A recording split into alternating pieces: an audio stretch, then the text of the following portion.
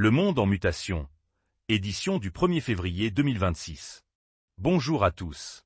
Nous sommes le 1er février 2026. Davos est terminé, mais l'onde de choc ne fait que commencer. Entre un dollar qui vacille face à l'or, une alliance historique entre l'Inde et l'Europe, et une révolte inédite des travailleurs du tertiaire face à l'IA. Le paysage mondial se redessine sous nos yeux. Voici votre analyse.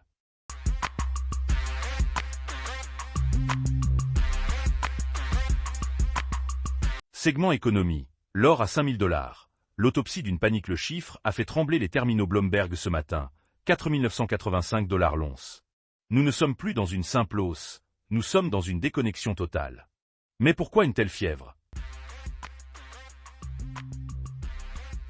3 facteurs expliquent ce séisme. La fin de l'indépendance de la Fed. Le décret présidentiel visant à placer la Banque centrale sous tutelle directe de la Maison-Blanche a brisé le dernier verrou de confiance du dollar. Si le politique décide des taux, la monnaie devient une arme électorale. Les investisseurs fuient donc vers la seule monnaie qui n'appartient à aucun gouvernement, l'or. L'ultimatum de l'OPEP+. Suite à la saisie des actifs pétroliers vénézuéliens par les USA, plusieurs pays producteurs ont commencé à exiger le règlement d'une partie de leur livraison en or physique plutôt qu'en bons du Trésor américain. Le « gold backing » des BRICS. La rumeur d'une monnaie commune adossée à l'or n'est plus une théorie. Nos sources indiquent que les banques centrales chinoises et indiennes ont triplé leurs réserves en secret ce mois-ci. Pour vous, à la maison, cela signifie une chose, l'inflation importée va s'accélérer. Quand l'or monte, le pouvoir d'achat des monnaies papier fond. Nous assistons peut-être au dernier jour du dollar comme monnaie de réserve unique. Segment géopolitique. L'axe Berlin-New Delhi. Le nouveau centre de gravité?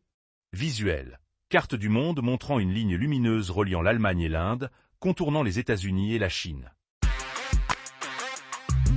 Voix OFF-FR. C'est l'image forte de ce début d'année 2026. La poignée de main entre le chancelier allemand Friedrich Merz et le Premier ministre indien Narendra Modi. À Davos, alors que les États-Unis de Trump imposent leurs lois par les taxes, une alliance de pragmatisme est née. Pourquoi ce rapprochement est-il historique? Le bouclier commercial. Face à la menace de tarifs douaniers à 500%, l'Inde et l'Allemagne ont signé un protocole d'accord pour un corridor commercial sécurisé.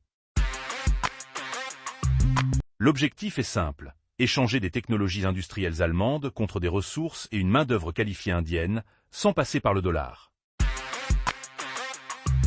La souveraineté technologique. Modi et Merz ont annoncé le lancement du fonds Indo-Européen Silicon Gateway. C'est une réponse directe à la domination de la Silicon Valley sur l'IA. Ils veulent créer une alternative souveraine pour protéger les données de leurs entreprises respectives. La neutralité active, ni pro-américain, ni pro-chinois. Cet axe se veut être une troisième voie. Pour Merz, c'est la survie de l'industrie allemande. Pour Modi, c'est la consécration de l'Inde comme leader du Sud global. Mais la question reste entière. Cette alliance peut-elle tenir si Washington décide de sanctionner directement Berlin pour son rapprochement avec New Delhi?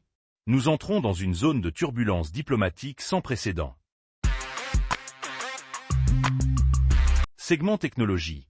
La révolte des cols blancs, l'IA et la fin du tertiaire classique? C'est le contre-coup brutal des annonces d'Elon Musk à Davos.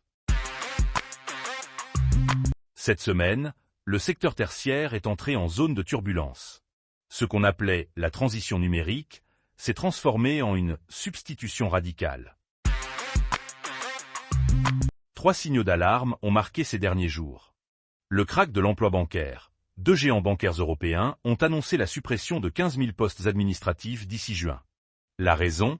L'intégration de systèmes de crédit autonomes, capables de traiter des dossiers de près 10 000 fois plus vite qu'un humain, sans erreur et sans salaire. La révolte des cols blancs. Pour la première fois, nous voyons des mouvements de grève non pas dans les usines, mais dans les quartiers d'affaires. À Londres et à Paris, les cadres moyens manifestent contre l'IA invasive, qui ne se contente plus d'aider, mais de décider à leur place. L'IA souveraine. Pour contrer la domination américaine, l'alliance Modi-Merz a confirmé le projet Euro-India Brain. Un modèle d'IA open source conçu spécifiquement pour les entreprises, garantissant que les secrets industriels ne finissent pas sur les serveurs de la Silicon Valley. Conclusion. Le constat est sans appel. En 2026, l'IA ne frappe plus seulement à la porte, elle a pris les clés de la maison. La question n'est plus de savoir si votre métier va changer, mais s'il existera encore à la fin de l'année. Restez informés avec Nexus TV. Rendez-vous la semaine prochaine pour notre prochaine analyse. Au revoir.